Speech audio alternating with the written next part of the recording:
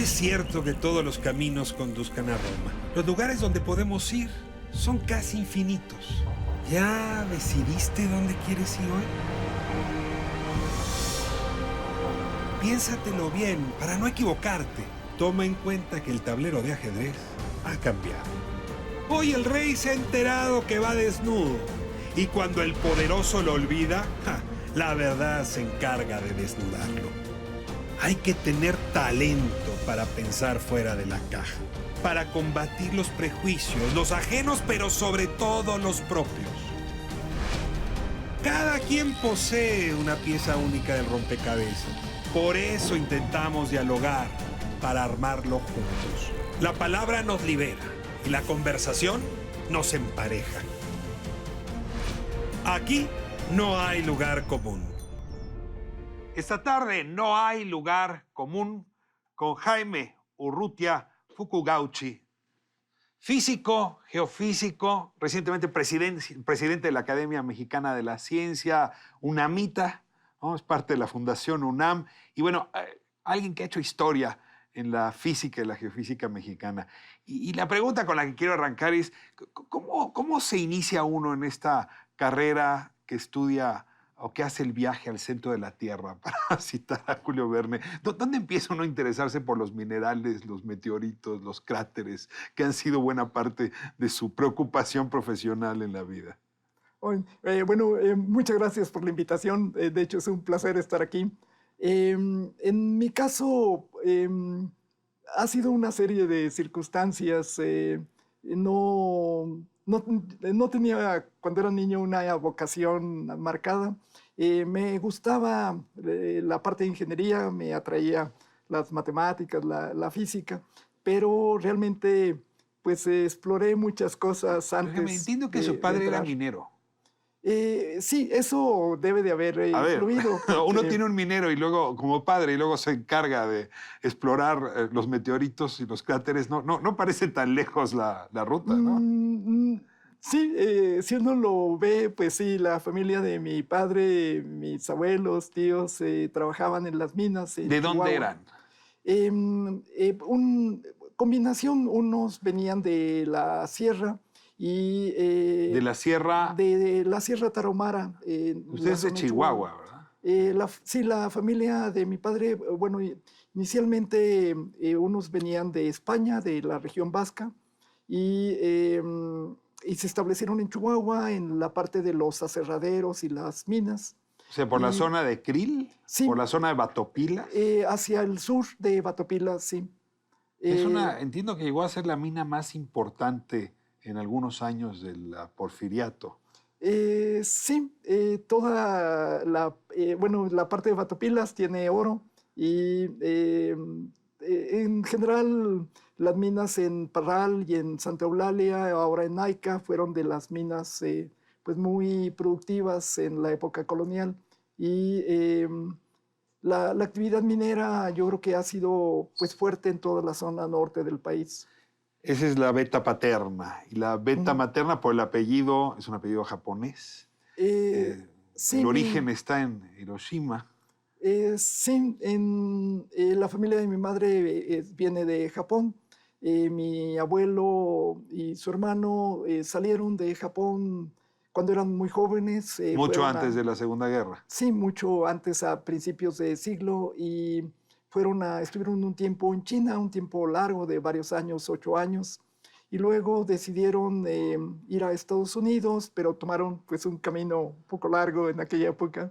Fueron a Filipinas y de ahí pasaron a México. Aparte del apellido, ¿es importante en su historia personal la ascendencia japonesa? ¿O por qué sería importante, digamos, si hoy hace un balance?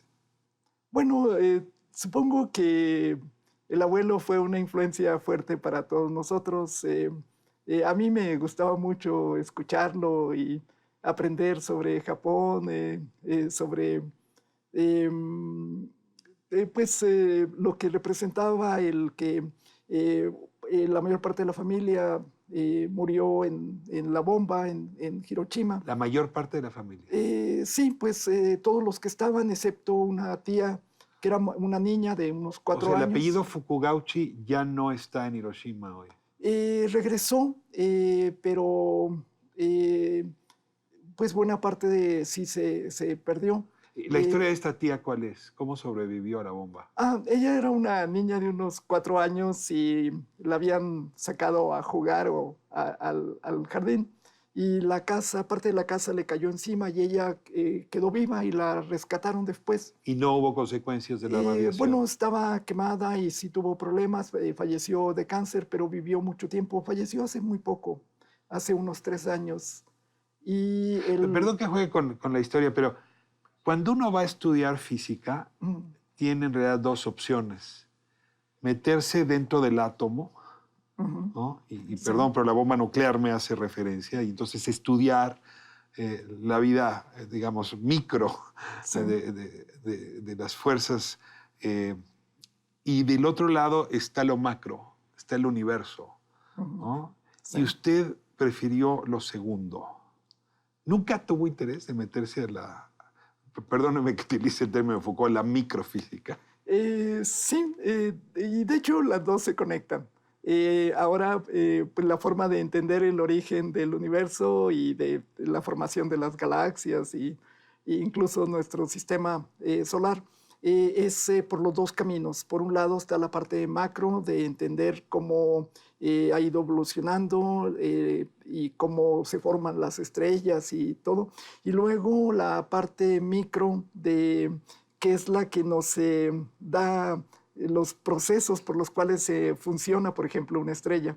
Entonces, los dos caminos ahora se han conectado y la Cuando dice forma lo ahora vemos. en la época de Galileo no era así. No, ¿Desde cuándo es así? ¿Con Einstein? ¿Con Newton? sí, a partir de los estudios de entender el átomo con Bohr y con Rutherford, porque antes no conocíamos cómo funciona, por ejemplo, la estrella. Y la estrella en realidad, pues la única manera es entender los procesos en el átomo, entender la parte de radioactividad.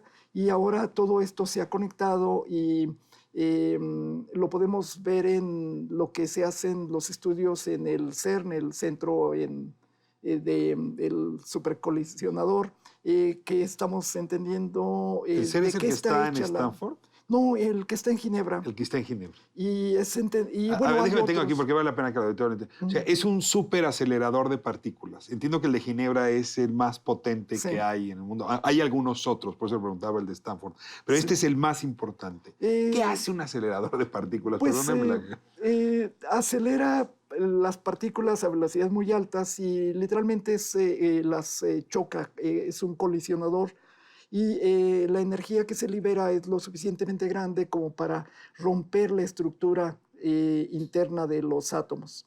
Y eso nos permite ver los elementos que constituyen a los átomos y con ello podemos ir entendiendo cómo se formaron en un inicio, en la gran explosión, el Big Bang, con la formación del universo, y entender cómo es la estructura interna de la materia nos permite entender por qué tenemos esta estructura de universo. Y ha ido pues cambiando en los últimos años con el reconocimiento de que una buena parte de la materia, o sea, lo que vemos como la materia visible, que forma las estrellas, las galaxias, todo es solo una pequeña componente. Lo otro es lo que se conoce como la materia oscura y la energía oscura, que es la mayor parte. Y todo esto pues qué ha es lo que está ido en medio del universo? Los famosos hoyos negros también... y lo que estaría alrededor del universo. sí.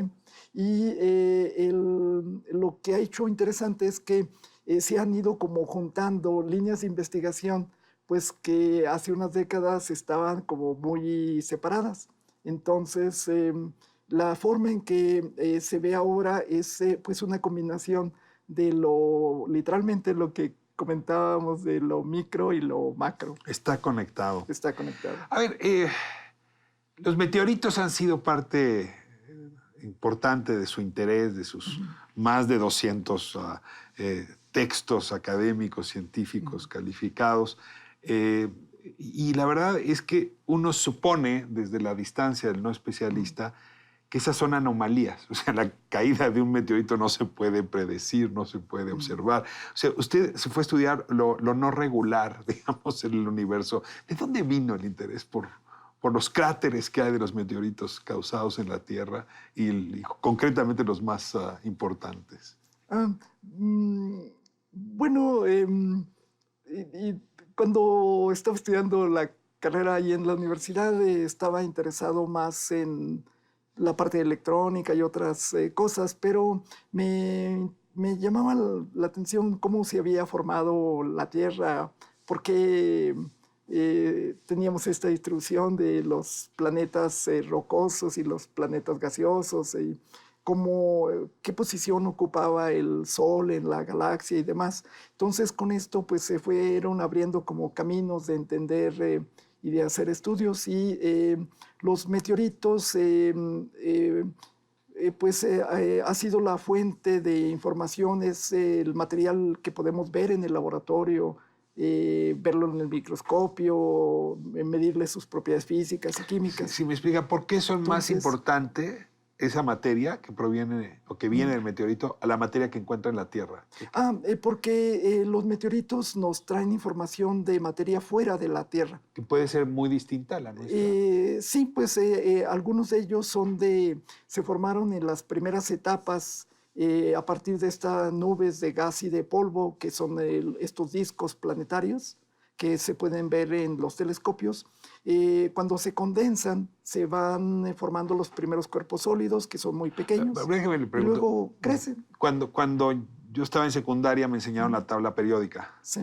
¿no? Y ahí están, digamos, los elementos fundacionales que se conocen en la Tierra. ¿Los meteoritos nos han traído nuevos elementos a esa tabla? ¿Hay algo fuera de esa tabla que aprendemos de los meteoritos? Nuevos minerales. Los arreglos de los elementos en la tabla periódica se combinan literalmente para formar minerales, y estos son pues los bloques que nos permiten tener las rocas y, bueno, de hecho, todo el planeta. Entonces, los meteoritos tienen nuevos minerales que no están formados en la Tierra, y esto es porque hay diferentes condiciones de temperatura, de presión y que permite que haya formación de otro tipo de estructuras. Entonces tienen otras composiciones químicas y otros arreglos cristalográficos. Perdón que me regrese, iba en la secundaria con la tabla periódica, ahora me voy a la niñez. Sí. Cuando uno es niño, una de las grandes preguntas que se hace es ¿y por qué se fueron los dinosaurios? Y entonces hay quien nos explica es que cayó un meteorito, el Chicxulub, y cayó justamente en la península de Yucatán, y eso separó los continentes, la Pangea, en fin. Ese es uno de sus temas, el Chicxulub y sus consecuencias y justamente cómo organizó los continentes en la Tierra. Me voy a ir a corte y nos cuenta de este gran meteorito que nos dicen desapareció a los dinosaurios, pero creo que produjo algún otro cambio, uno que otro cambio relevante para nuestro planeta. Seguimos en No hay lugar común, no se nos vaya. Estamos en No hay lugar común con el geofísico Jaime Urrutia. Me da muchísimo gusto tenerlo aquí. A ver, le preguntaba antes de irnos a corte por un meteorito que dicen algunas teorías explican la existencia del ser humano en la Tierra. Sin el Chicxulub no habría cambiado este planeta al punto donde lo que probablemente era una rata se convirtió en el ser humano. También un meteorito que acabó con los dinosaurios, un meteorito que cambió el ecosistema, y cambió los climas, y cambió la forma de la geografía en el planeta. Este es uno de los temas que le ha interesado a usted. Y cuéntenos un poco de este meteorito. ¿Qué sabemos de él? Sí, bueno, es una línea de investigación muy interesante y marca uno de los momentos de cambio en la evolución de la vida, con el paso coloquial de la era de los dinosaurios a la era de los mamíferos. ¿Qué tamaño habrá sido ese meteorito? ¿Era casi un planeta? ¿Era inmenso? No, en escala de los impactos que vemos en otros cuerpos del sistema solar, como la Luna o Marte, es relativamente pequeño. Se estima que el diámetro fue de unos entre 10 y 15 kilómetros de diámetro. Sí es una roca grande. ¿Dónde cayó exactamente? Digamos, ¿dónde hay rastros, sedimentos de sus minerales que nos pueden decir con precisión dónde cayó? Y bueno, y se buscó por muchos lugares durante un periodo bastante largo. Eh, O sea, ¿se supo primero que cayó a que se encontrara evidencia? Sí, vino la propuesta de que el cambio en la evolución debió de haber y la extinción de los dinosaurios debió de haber sido provocado por el impacto de un asteroide o de un núcleo cometario. Pero no había en ese momento evidencia de un cráter de esa magnitud. Y un Entonces, poco el Golfo de México, ¿no? Perdona que juegue con figuras, no parece un cráter. Sí, de hecho se ha propuesto que es producto de un impacto, aunque la formación es otro tipo de proceso geológico.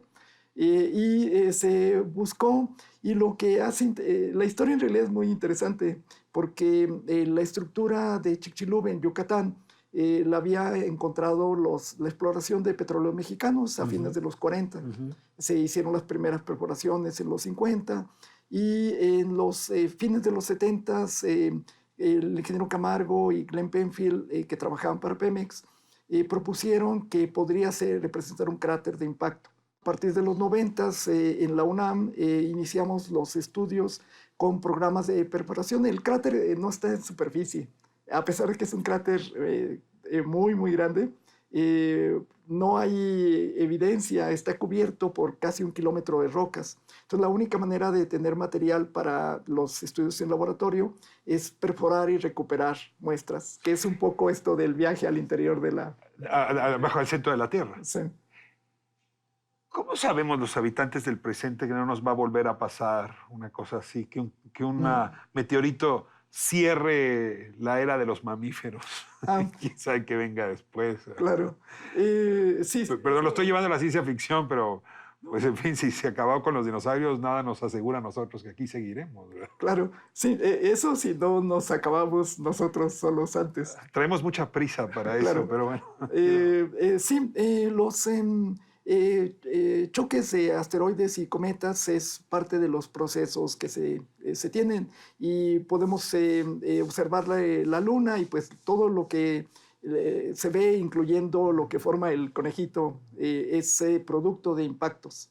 Entonces, los impactos han sido los procesos formadores de las cortezas. Eso es inevitable. Sí, lo que tienes el tiempo e impactos del tamaño de Chicxulub tienen una frecuencia de pues, varias decenas de millones de años. Pero, ahora, ¿tendríamos capacidad para observar el acercamiento de un meteorito de ese tamaño? O sea, hoy con nuestro conocimiento del universo, con nuestra percepción gracias a los telescopios y observatorios, ¿podríamos? Todavía no de una manera completa. Se ha ido haciendo el mapeo de todos los asteroides que cruzan las órbitas de la Tierra ha ido mejorando mucho la capacidad de detección, pero todavía falta el tener la resolución. Por ejemplo, el meteorito que cayó en esta parte de los Urales en Rusia hace unos años, pues la verdad es que no fue observado hasta que entra y ingresa a la atmósfera. Pero no tenía 15 kilómetros de... No, era bastante más pequeño, pero no es tan sencillo. Un meteorito ya de este orden de 15 kilómetros sí se podría detectar, pero no hay capacidad todavía de desviarlo. Hay varias propuestas y ahora pues abrimos el año con la llegada de la misión japonesa a este asteroide Ryugu, en donde es la segunda vez que Japón lo logra. Volvieron a tomar una muestra, llegan al asteroide, llegaron en julio del año pasado, le estuvieron dando vueltas estudiándolo y luego bajaron la nave para recobrar la muestra y a fin de año pues emprenden el regreso. Entonces ya hay una capacidad muy buena y los asteroides van a estas velocidades de 30 kilómetros por segundo, entonces es un reto tecnológico el lograr esto y que la nave logre bajar las gravedades de estos cuerpos muy pequeña. Este asteroide tiene del orden de 1 kilómetro de tamaño, unos 900 metros, es un asteroide chico.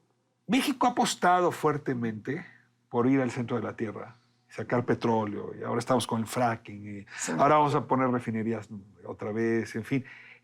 ¿Usted cree que estamos en la ruta correcta, digamos, en el compromiso que el país tiene que tomar con respecto al cambio climático, la reducción de gases de efecto invernadero? Bueno, hay la parte de los combustibles fósiles, principalmente gas y petróleo, pues es la fuente principal de energía, de producción de energía, no solo en México, sino pues... No podemos darle la espalda a esa realidad. Y la demanda de energía pues ha ido creciendo en todos los países. Lo que se ha hecho es ir explorando y desarrollando energías que tengan menos efecto. ¿Y estamos haciendo lo correcto? Pues, o sea, es lo que está haciendo el mundo, pero le pregunto si México va en esa dirección. Sí, con las limitaciones que tiene nuestra economía y la capacidad industrial. Hay otros países que tienen una base industrial mucho más desarrollada. Alemania en Europa es un ejemplo. Su capacidad industrial es muy fuerte y el desarrollo de otras fuentes de energía pues ha sido mucho más fuerte. No sabe cuánto me gustaría tener otras 3 horas para seguirle haciendo preguntas. Me siento, digamos, deslumbrado ante la inteligencia, la sabiduría de este profesor, de este físico que hoy nos acompaña, Jaime Urrutia. Don Jaime, yo le voy a pedir ahora cerrar el programa con una dinámica que ya es tradición aquí, donde le voy a hacer preguntas muy rápidas y usted me contesta lo primero que le viene a la cabeza. Es una forma distinta también de seguirlo conociendo. Sí, bueno, no soy muy bueno para eso. La palabra que más le gusta. Bueno, paz a lo mejor por el abuelo, pero el cariño a la familia. La palabra que más detesta. La incomprensión y la intolerancia. El sonido que más le gusta. La música, sobre todo la música instrumental. Sonido que odia. Yo creo que hoy, pues la gran cantidad de ruido que tenemos, sobre todo en las ciudades. Si usted no hubiese sido físico, geofísico, astrofísico, ¿qué habría sido? Quería ser ingeniero en electrónica. Y a lo mejor, bueno, creo que hice una decisión correcta, escoger otra cosa. No sé si sea religioso, pero en cualquier caso déjeme presentarle la metáfora. Usted va a dejar este planeta un día y alguien algo va a decirle bienvenido, ¿no? Hiciste bien, hiciste mal. ¿Qué en concreto le gustaría que le dijeran cuando usted ya no esté en vida? Bueno, yo creo que lo que uno esperaría es que uno hubiese contribuido a que pues, nuestro mundo sea mejor para las siguientes generaciones. Mi abuelo era shintoísta y pensaba pues, que él iba a transmutar en algún otro organismo, incluyendo, él prefería ser una ave, una grulla que pudiera volar y conocer otras cosas. Yo tengo pues más escepticismo y pienso que sí, la energía, al igual que la de todos los seres vivos, va a cambiar en otras cosas, pero no creo que, desafortunadamente, que vaya uno a... Oiga, pero no es mala cosa convertirse en energía. No, es yo creo que algo de lo que nos va a pasar. Pues es usted un meteorito para nuestra inteligencia. Mire que la remueve y nos hace pensar fuera del lugar común. Don Jaime, muchísimas gracias. No, al contrario, un verdadero placer y pues felicitaciones por el programa. Nos vemos próximo sábado, 7 de la tarde, ADN 40. Aquí no hay lugar común.